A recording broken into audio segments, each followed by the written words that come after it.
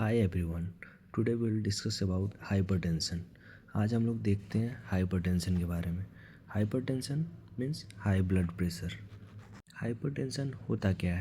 Hypertension is a disease of vascular regulation in which elevation of arterial pressure above the normal range. Hypertension एक disease है vascular regulation का, जिसमें कि elevation होता है arterial pressure में अबव द नॉर्मल रेंज, मतलब normal range से ज़्यादा हो जाता है, तब वो हाइपरटेंशन की कंडीशन को देखा जाता है। इसका नॉर्मल रेंज है 120/80 mm of Hg। Normal range इसका 120/80 है। और हाइपरटेंशन की कंडीशन में 140/19 या फिर एवव। अगर 140/90 से एवव हो जाता है तो उसको हम हाइपरटेंशन डायग्नोस करते हैं या फिर हाइपरटेंशन उसको बोलते हैं। अब आगे हम लोग देखते हैं इसके कॉजेज़, मतलब इटियोलॉजी, मतलब कारण क्या क्या हो सकते हैं। जेनेटिक के वजह से हो सकता है, ओबेसिटी की वजह से हो सकता है, ओवर स्मोकिंग की वजह से हो सकता है, हाई सॉल्ट इंटेक की वजह से हो सकता है, अगर ज़्यादा नमक लेते हैं उसकी वजह से हो सकता है, हाई अल्कोहल कंजप्शन, मतलब अल्कोहल का यूज अगर इंटेक ज़्यादा कर रहे हैं उसकी वजह से देखने को मिल सकता है, स्ट्रेस की वजह से हो सकता है, लैक ऑफ एक्सरसाइज, अगर हम कोई भी एक्टिविटी नहीं कर रहे हैं उसके वजह से देखने को मिल सकता है, और एजिंग।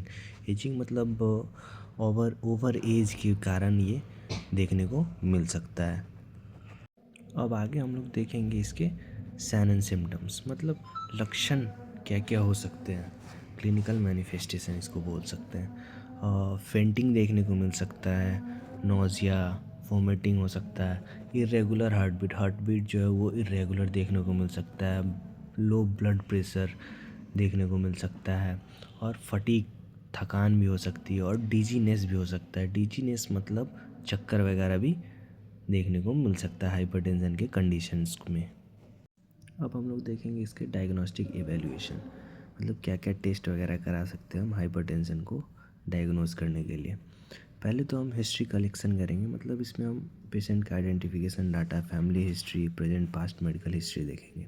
उसके बाद हम फिजिकल एग्जामिनेशन करेंगे, उसमें हम इंस्पेक्शन, पाल्पेशन, परकशन और ऑस्कल्टेशन के थ्रू करेंगे।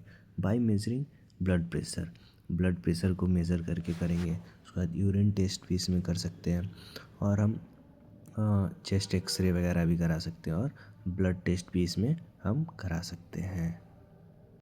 अब हम इसके कॉम्प्लिकेशंस देखेंगे, मतलब कि हाइपरटेंशन होने के बाद क्या क्या दिक्कतें बॉडी में हो सकती है।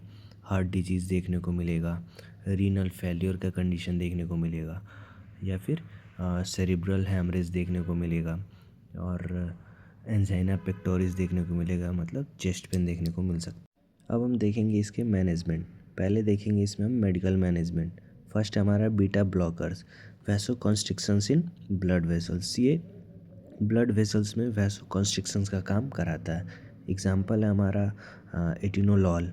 सेकेंड है वैसोकॉन्स्ट्रिक्शंस, ब्लड वेसल्स डायलेटर, ये ब्लड वेसल्स को डायलेट कराता है। एग्जाम्पल है इसका nitroglycerine.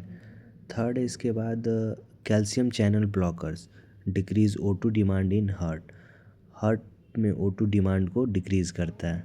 Example निफिडिफिन।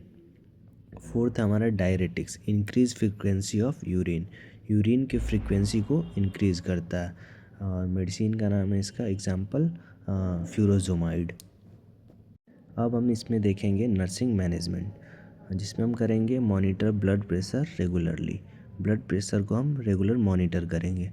Administer medication as prescribe medicine को एडमिनिस्टर करेंगे। Provide comfort rest to the patient को हम कंफर्ट रेस्ट प्रोवाइड करेंगे।